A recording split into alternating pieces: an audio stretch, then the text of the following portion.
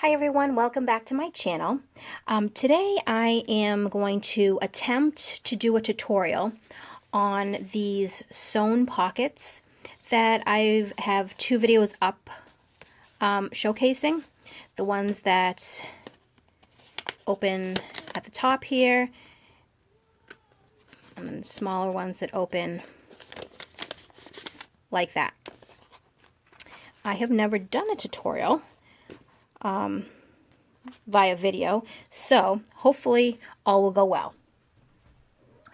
I tried to start to construct it before I got on camera just to save some time.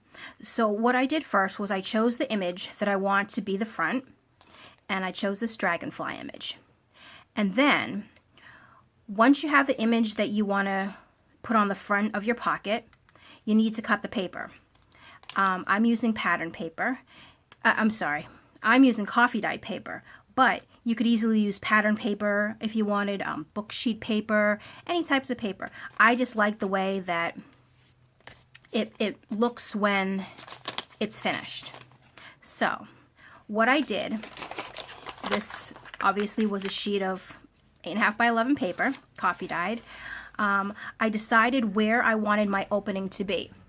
So I want it to open here. So when it's held like this, the pocket's this way. So when it clips into the book, you can stick things on that side rather than the top. So what I did is I laid the image down on the paper, measured where the edge was, and then just cut this apart. Now the length, I mean, obviously I knew 8.5. This is plenty wide for that. So what I did first was took the paper, folded it in half. Once it was folded in half, I took the image again and, oops, hold on, kitty kitty, I know, I'm doing a video. I'm sorry. We'll chat later. Sorry about that. Oh yes. So what I did after I folded it in half, I lined it up how it would look on once it was sewn on. So I lined it up almost to the bottom. I mean, I left probably 1/8 of an inch around like this. Then obviously you see there's extra sticking out here. I just folded it down and then got the creases so I know where to fold it. And with these, I'm not explaining this well, I'm sorry. This I wanted kind of reinforced, so when the pocket opens and closes, like it's a little bit sturdier rather than just the paper by itself. So I wanted this extra piece to fold down on both sides. So once it is complete and you're pulling stuff in and out, it's just sturdy. I hope I explained that right. So once I have this done, I went ahead and took some glue, and I mean you can use any type of glue you want. I happen to like this glue here. I don't know if you can see that. It's the Tombow Mono Liquid Glue Aqua, I guess it is. And I'm just going to put a little on this side to seal the down. I'm going to put a little on this side. Seal that one down. And you don't have to put gobs and gobs because remember we are going to sew it still. Oh, you know what? I think I didn't put enough there. Okay. So now that we have that glued down, I'm going to close it again. And I'm going to glue this one on here in the exact position I want. So it's going to be like that. So I'm just going to put some glue on that. Make sure it's the right way. And let's see if hopefully I'm still in frame.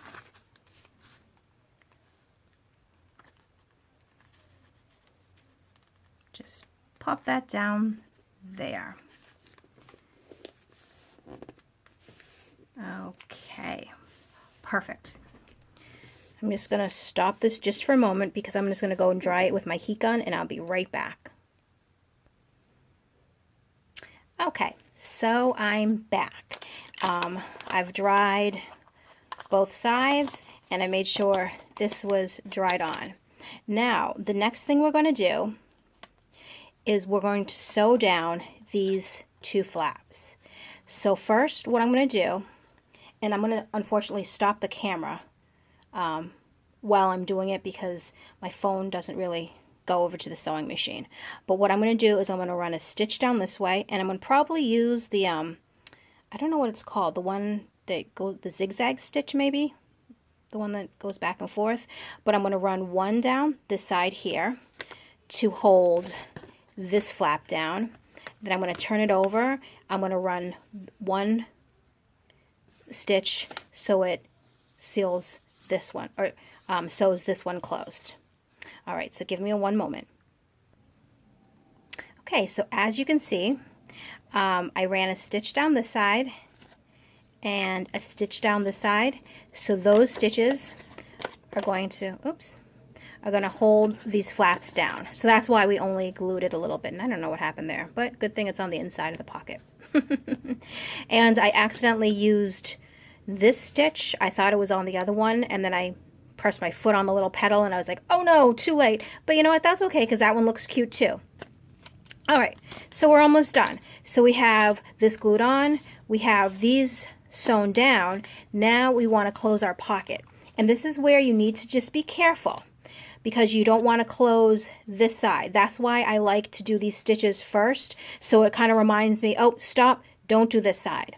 So what I'm going to do, I'm going to put it in my sewing machine like this. I'm going to start here.